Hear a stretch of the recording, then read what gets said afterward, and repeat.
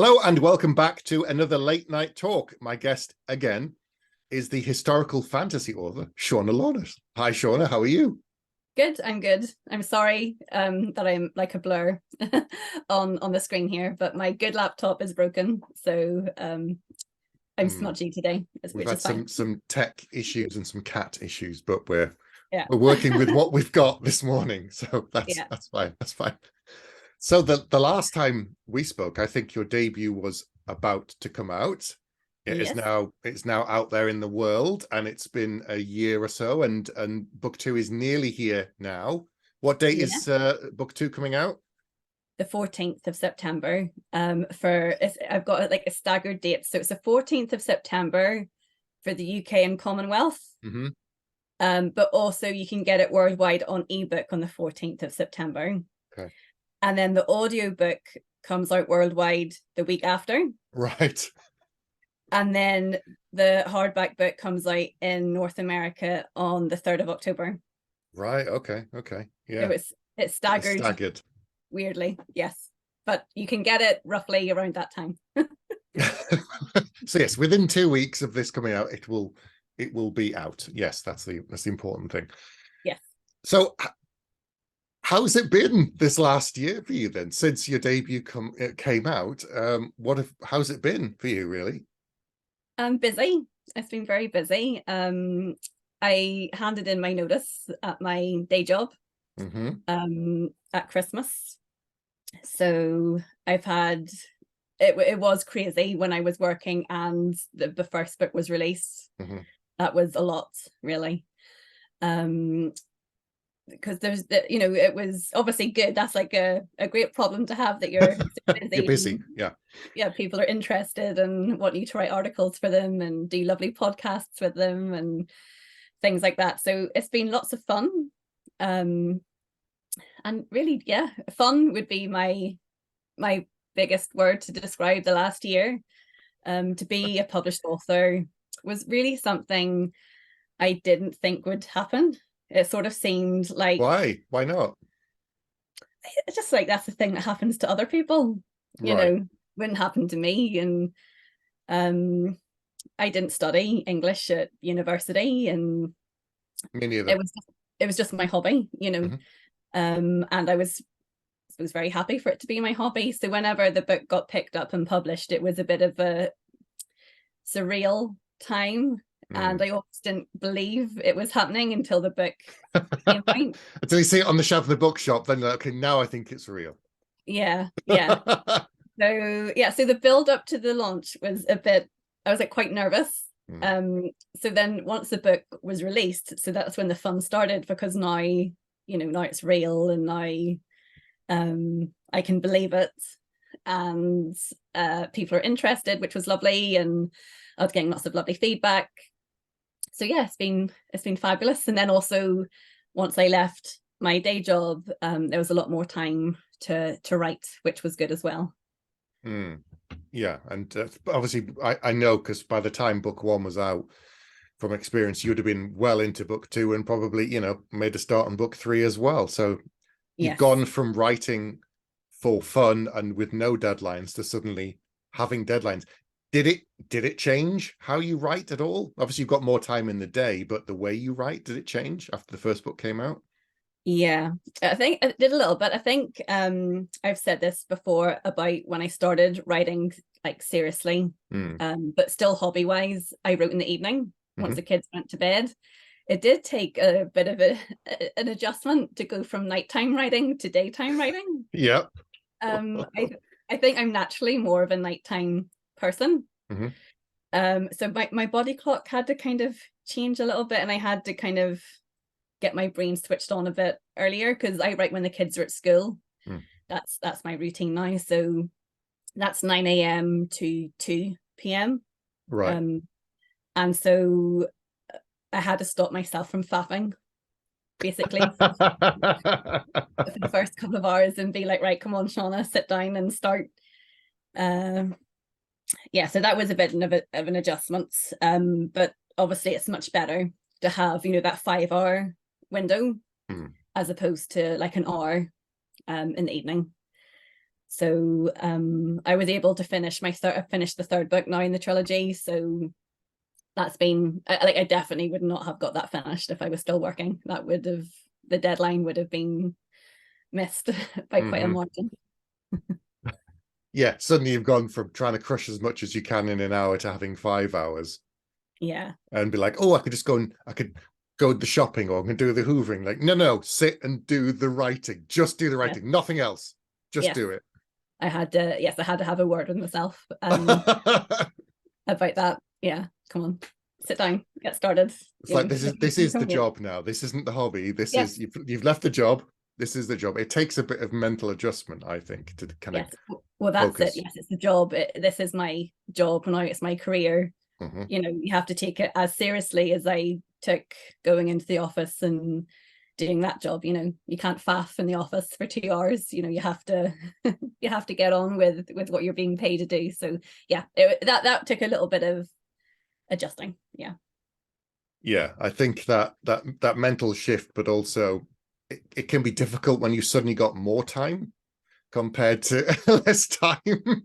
Yeah, I actually, because I never outline my books, but I gave myself like a word count target, and it was widely wrong because I really thought like you're gonna get like 10 to 15,000 words done like a week, and oh no. no.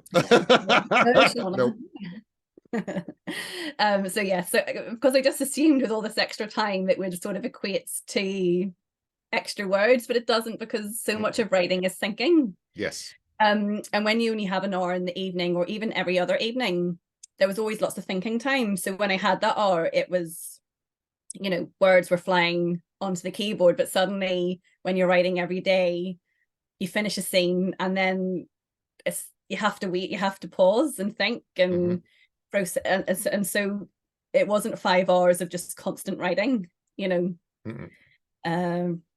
But in saying that, like, I still did write quicker. I did get more words down than when it was in the evenings. So it still worked out well. Yeah, that you're right. There's the thinking time, but also that thing of suddenly you've gone from not enough time to having lots of time.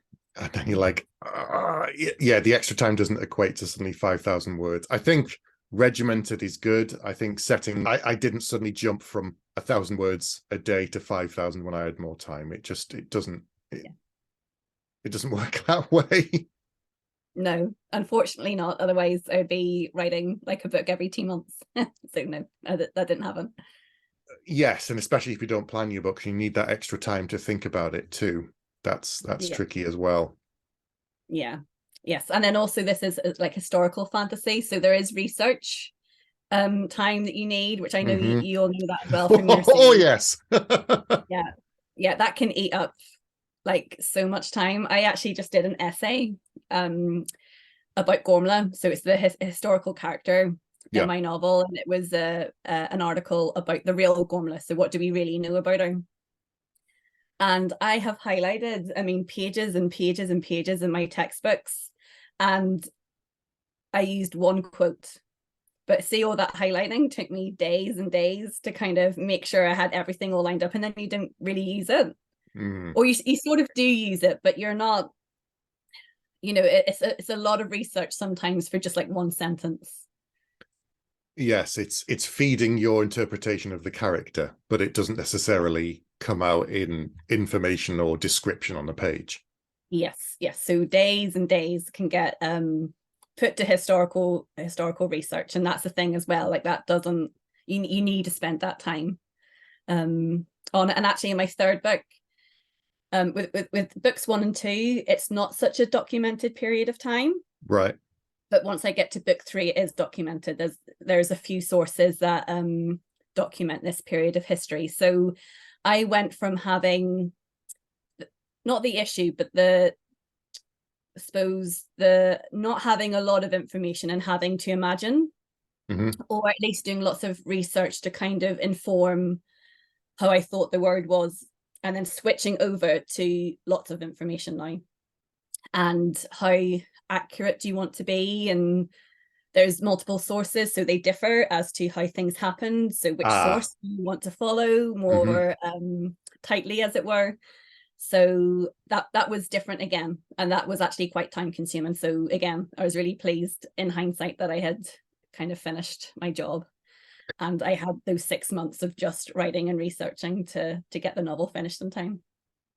Yeah, I put a note in the front of the Judas Blossom saying, although this is historical, inspired by historical, it's still fantasy. So therefore, I've taken some liberties because I didn't want someone saying, "Well, that's not right." I'm like, yeah, see the word fantasy on the spine. There's your indication that this isn't a historical retelling. As you said, if there are different interpretations, which one do you go with? And also spellings. I'm guessing there's multiple spellings for your character names from history, and therefore you just had to pick one and go with it, the same as I had. Yes, there's all of those issues, and then some of the sources I have are written about 100 years after the events. Right.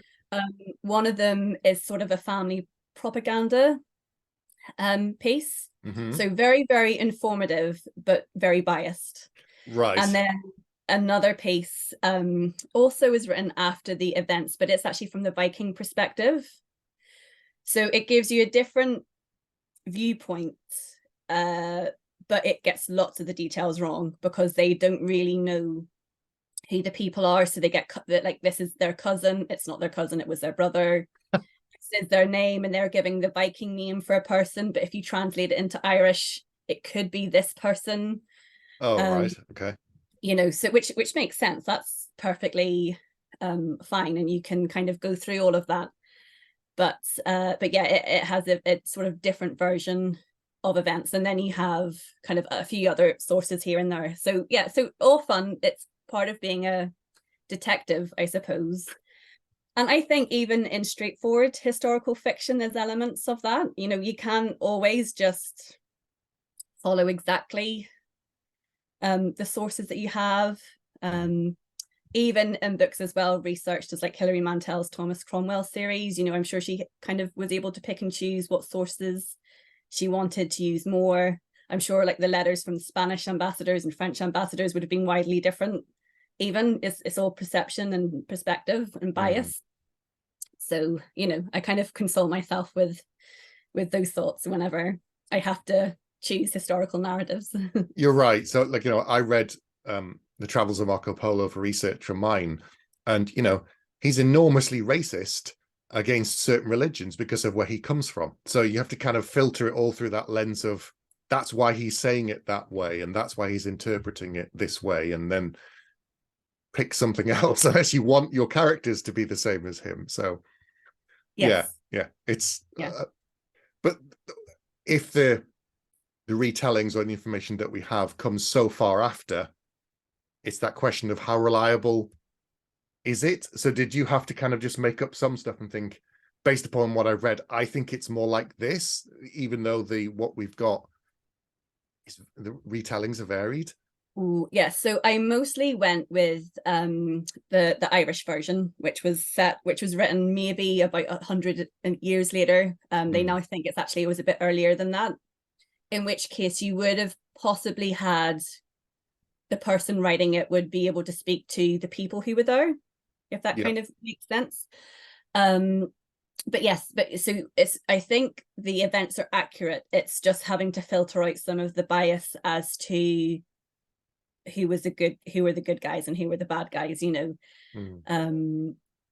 Just that. But I find it in terms of sequencing of events and how the battles happened, it would probably have been the most accurate. But then the other perspective, because then it's from the perspective of the other side of the battle, then that's interesting too, because then you're getting their biases and what they thought about the battle and kind of the characters on the other side. And so sometimes things were different, but sometimes things were exactly the same. And so when things were exactly the same, then you're like, oh, so that's probably very accurate then, if they've both agreed on these things. And then with the things that differed, you could sort of almost include both of them because it's perspective. And that's interesting. That was interesting too. So after having gone through the process with your first book with the publisher, the editing process and all the stages, did you find it easier on the second book, this, now that you knew what was expected of you in the different phases, and working with the editor and the copy editor and the designer for the cover and so on? Oh, well, I find the process easier in that I knew what was going to happen. Mm-hmm. But again, this is probably all first-time authors. Like, my first book was clean because I had self-edited it so many times. Yes, of course. Yeah, but when it came to the second book, I edited it a couple of times, like a few times, and then just had to hand it in because my deadline had arrived. Yes. So I definitely felt it wasn't as clean going in. So the edits then probably were a bit harder because there was more maybe just to tidy up and to fix and what have you. But I did enjoy that. Like, I really enjoyed making the book better. But I do know whenever I handed my first book in, at the very end, I was like, take it. I don't want to read it again. I don't want to see it. Yours. I read it too many times now. I literally cannot see the wood for the trees. Mm-hmm. But when I handed the second book in, I was almost like begging my editor, like, can I just look at it one more time? Please. Just to make sure I've got everything right. And he was like, no, Shauna, like, literally, you've had it too many times now. It's done. So which was good advice. It was good. It was like, it was time to hand it in, but it was just, I hadn't read it as many times, and it kind of panicked me a little bit. Yeah, it's that feeling of the book's never completely finished. You just have to kind of let it go at this point. Yeah. I mean, you'll still get to read it 6, 7, 8, 10 more times as it goes through all the edits. That's coming up. But yes, you've worked on that debut novel, so many times that by the time you show it to an agent, it's gleaming compared to, right, you've done it. Now do the same thing that took you a number of years in 1 year and hand it in at this time. And you're like, the panic of that. Yeah. So, I know. What have people said about The Children of Gods and Fighting Men? What's been the feedback from readers, and also the response to the fact that it's inspired by, Irish mythology and stuff? Were some people completely unaware and just have never heard of any of the characters or the world or, the setting? Yes. So that was actually a very hard line for me to tread, in that you're writing a book for people that have no knowledge of Irish history or mythology, but also knowing that you're wanting to appeal to people that do know about it, and that it can't be too little or it can't be wrong. So that was a line. So mostly the feedback has been good. I mean, I've had messages, like private messages from people who've read it and saying, like, you've sent me on a Wikipedia kind of wormhole and I know everything about Irish history, which is always good. I love that. Yeah, so no, it's all been good. I mean, I haven't had too many bad reviews, really. The ones that I've read kind of would say that the pacing is a bit slow, but that's intentional. The pacing is exactly how I want it to be, if that makes sense. Like, it's not a Divergent novel where you have cliffhanger at the end of every chapter. That wasn't what I wanted. So that to me isn't really a bad criticism. It's just how I wanted my novel to be. So I mean, but then in saying that, I've tried to switch off from negative reviews anyway. So I don't really know what's being said now, but no, I think it's gone down. Don't read reviews. It's always a disaster. Yeah, I know, actually, because I have a NetGalley account, so I can see the reviews on NetGalley from my book for book 2, and it's all been really, really positive. And I went into it and I had a 1 star and I was like, oh no, is this awful? And then the 1 star review was I didn't realize this was the second book in a series, haven't read the first book, so I can't read this. So why 1 star it? Why bother? If that's the case, it's like, oh well, if you're on NetGalley, you need to keep your ratings high or publishers don't approve you. Right. So that's why even if you've requested a book, people will do that to keep their ratings high, which is fine. But I was so relieved. I was like, oh, 1 star because you haven't read the first book, totally fine. It's not like a savage kind of taking apart of my story. That's all good. Yeah, no, so everything for the first book seems to have gone down well, I think, as far Good. as I know, anyway. So how have you found talking about your work? As you said, it was a hobby, and now it's your job, and now you have to sit in front of crowds at events and panels and book signings and stuff and talk to them about. How have you found that? Because I know that in the olden days, being an author, there was no social media, there's no internet. You could write the books and you send them out, and occasionally you might do a book signing. Now, a large part of being an author is being a presence, is now being a figure, is now being a sort of personality. How have you found the kind of social aspect of being in front of an audience? Because I think it's a huge adjustment for some people, and they're just not very comfortable with crowds and talking in front of people. Yes, I can definitely see that. And I definitely do like feel for authors who, you know, are writing these fantastic pieces of literature, but you know, speaking isn't their forte. It's that they're two different mediums, and it is a little bit unfair that we have sort of moved to an environment where authors are kind of expected to talk a lot and all of that. But for me, I'm Irish and I could speak literally all day long. Are you? Okay. Yeah, yeah. Gift of the gab or whatever you say, but I have no problem talking about Irish history, about mythology, about my books. No problems at all. I'm a little bit more hesitant to give writing advice. I don't like to do that because I sort of really very much feel that everyone is different. And good writing advice for one person would be bad writing advice for someone else, if that makes sense. Mm-hmm. So I don't like to be too opinionated on that, although I do read works for other people and for my friends and stuff, and I suppose that's what they're asking for. But in terms of just like generally talking about fantasy, my books, mythology, all of that, I could literally talk for hours. Well, that's good then. That's good, because you don't have some of the social issue that some people do of you know, they're very they're very kind of, they don't like being around large groups and talking in front of people, and have social anxiety issues and things. You know, yeah, that's hard, and I really, as I said, I really feel for people who struggle with that, because writing is like a different skill set to that. It really is. I suppose I've had a few people talk to me about that, and I suppose my advice, just if I was giving any, is, you know, you don't actually have to do all the social medias, and you pick one. If speaking isn't your thing, you know, stick to Twitter, something that's just like, it's a written type of social media, as opposed to like your face being out there, which, like, say Instagram or TikTok would be more that way. TikTok, oh no. I know. I've been trying TikTok, and even for me, who's someone, I don't mind speaking, I find TikTok really hard. Right. Because I'm not talking to anyone, I'm talking to myself, if that makes sense. I find that like, and I'm just staring at my face, which I don't like. So yeah, so, but you know, all different social mediums are, so different social media mediums are, you know, there's loads of them. You can pick one or two that suit you more. And I don't think, like, you don't have to do TikTok, or if you don't want to. I actually think TikTok, the strength of that is other people talking about your book.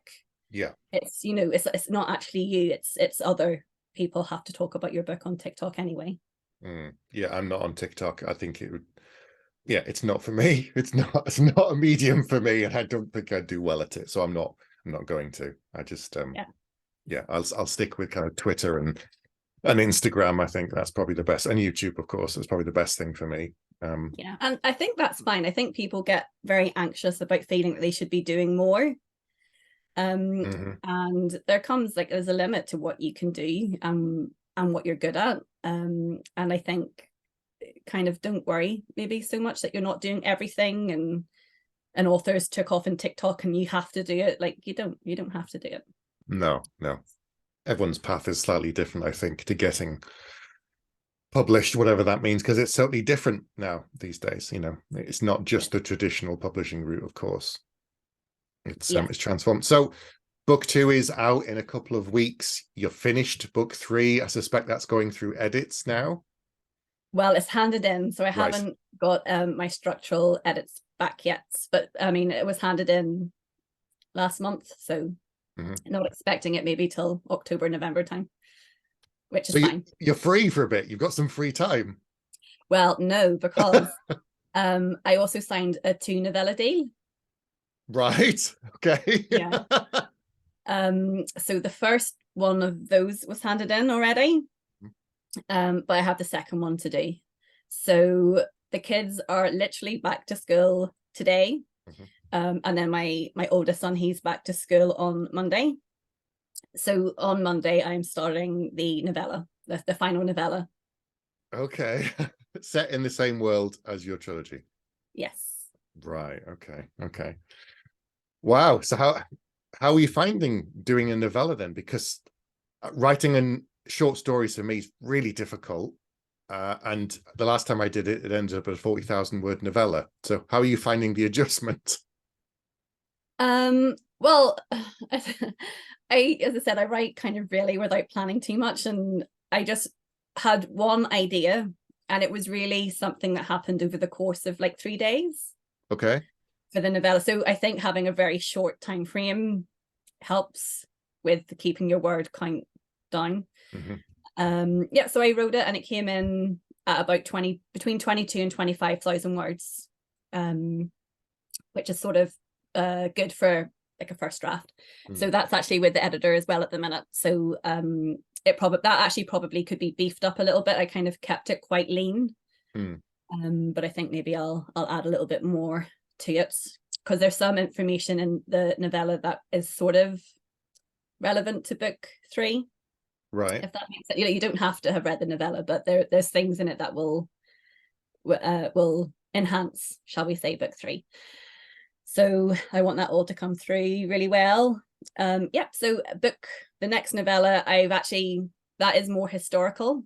The first one was very fantastical. The next one's historical. And so again, I find it easier sometimes to plot out something historical because you know the timeline. Yeah. And that kind of keeps you on the straight and narrow. Okay. Okay. Yeah, you've got a framework suddenly to work within. Yeah. Well, the plot is there as such. Like even if you decide to kind of veer away from it or whatever, but you have some sort of plot outline for you. Yeah, yeah. It's like bowling with the things down the side. You can't go too far from one way or the other. You have to kind of stay within your lane. That's a good way of putting it. Yeah. Yeah, no gutter balls with this. Yeah, I found that especially in the first book of the trilogy, there was a lot of stuff that I was pulling on that was historical events. So it was only as the story went on I could change it. So having done historical fantasy, by the end of this 5 times, yeah.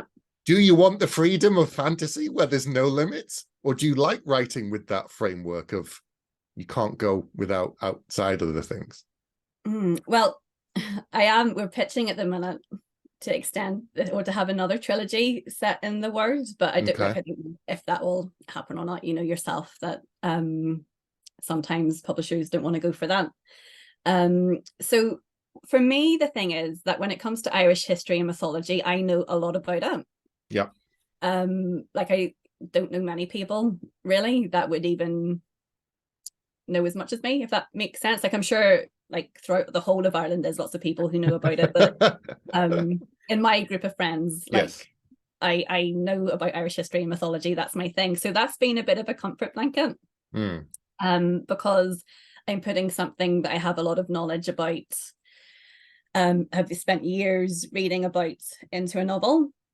It'd be like, if somebody was writing a book about a courtroom drama and they're a lawyer, know, they have expertise that, not everybody would have. And so it kind of gives the book an added layer of authenticity. So if I was ever to move away from that, yeah, it would be a little bit scary. But I think after this series, even like if I don't get the next 3 or if I do, I think after that I'm going to try epic fantasy. Right. Okay. Yeah. No limits. Really, so. Well, yeah, I was going to say, because looking at your bookshelves, and I know you read a lot of epic fantasy too. So there's suddenly the limit is only what you decide, and you build everything whole cloth. It's a completely blank slate. I know. I think the problem is I could go completely crazy. Like whenever I wrote my first book, which isn't The Children of Gods and Fighting Men, it was a book I wrote before that. It ended up at being 230,000 words. And that's what happens to me when I'm given complete free rein. So I would have to really think. I'd probably have to plot it out a little bit more if I was to go into epic fantasy. Yeah. Because that roadmap, as we said, that kind of, even though it's not very, doesn't have to be very strong, but that's gone now. So I would have to maybe try to build myself something similar. Yes. Yeah, I guess, yeah, if you set your own framework, you've still then got the kind of barriers down the side to stop you going off the tracks completely. Yeah. But people like that, though, in terms of when you build a fantasy world and there's a magic system or whatever it might be, there's rules, and therefore magic can only exist within the rules that you've set up. So it doesn't suddenly make no sense to them. So there's an internal logic, even in every fantasy book, I think. It has to be usually. Yeah. So I would have to be a bit clearer before I started as to what the rules were, because again, like with my book, the magical system's based on Irish mythology, so I didn't have to make that up. That's all in the old Irish legends about the Fomorians and the Tuatha Dé Danann. So yeah, so it would be a different skill set for me to go into epic fantasy, but it's what I would enjoy the most, I think. So I'll have a go, shall we say. Yeah, why not at this stage? Got nothing to lose.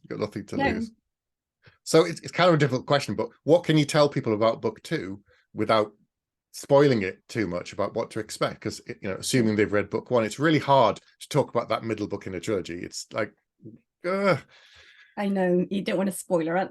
Okay, so it does start off quite like shortly after book 1 ends. Okay. So we don't have a huge big like time gap or anything. And so Fola is trying to work out what she wants now. Not going to give too much away, but in book 1 she was quite naive. Had been brainwashed a little bit, and book 1 was kind of discovering that a lot of the things that she thought were true were not. So book 2 is now trying to think about that, and what does she want now that this sort of veil has been lifted. So that's her journey. And then Gormla has she feels very betrayed by the end of book 1. Yeah. So book 2 is kind of about her, I guess, almost similar to Fola in a kind of opposite way, as in she worked very hard to help other people in book 1. Now is it time to think about what she wants, and using her brain and her political acumen to furthering her own position. Okay. Yeah, it's really difficult. I know the kind of, you have to kind of, you want to tell people about the second book and like, well, go and read the first book, and if they haven't, how do you tell them about it without spoiling it? I know it's the trickiest thing about doing a trilogy, I find. It is. It is, and I know because people talk about like book publishers, whenever your second book comes out, they actually market your first book more. Yes. And I think it's for that reason. It's like it's hard actually to talk about a second book, third book in a series, because you're afraid of spoiling the story for people who have yet to read book 1. But I think book 2 is a very strong book. The feedback has been very good so far, and so I'm really excited to kind of hear what people think of it and the direction I've taken the characters. Okay. I know you've got some events coming up soon. You're obviously doing a launch in Belfast for book 2 at Waterstones in a couple of weeks. But you're also coming over here to England for FantasyCon in about 3 weeks' time as well, aren't you? Yes, I'm really looking forward to that. So I'm on a couple of panels which is lovely. As I said, I like to talk. I'll see you there then. Yeah. Really looking forward to that. And then I'm actually at MCM Comic Con in London. October, yeah. In October. Yep, I'm there. So there are the two events I have lined up for this year. Excellent. And then it's next year, it's book 3 and the novellas and new stuff after that, and see what happens next. Yes, well, I think the novella is next. Actually, I think that we're hoping that one of the novellas will come out between book 2 and 3. Right. But like the novella is very much a different medium in terms of visibility, because bookstores normally don't stock them. So it will be a much more online sort of launch, I suppose, and trying to make sure that people who've read book 1 and 2 know about it. Yeah. And then book 3 should be September next year. Excellent. Well, busy. Suddenly you'd be like, how did I have time for a job in addition to doing all this writing and everything else in your life? Yeah, I don't know. I actually don't know. I think I didn't sleep was really the answer. Yes. It was like a lot of so my dad says, that you're burning the candle at both ends. So I'm more well rested, definitely now. I think has that been the thing that's improved the most, is my sleep quota. Yeah, I found that too. Yeah, I've got more sleep now in an evening. Well, thank you for coming on and talking to us, and I'll see you in a couple of weeks at FantasyCon. I'll put links down below where everyone can find you online, and the books, The Words of Kings and Prophets. Is that right? Yeah. Okay. Yeah, I got it right. Prophets, yes. Here. Excellent. Got a wee copy here. I can show you. There you go. We can see it on the bookshelf and we can see it there. There we go. See? Brilliant. Beautiful. Check that out now, everyone. It's out in the next week or two by the time this airs. So have a look at it, and we'll see you hopefully online, or I'll see you in person in a couple of weeks. Yep. Bye, Stephen. Bye, everyone. Bye.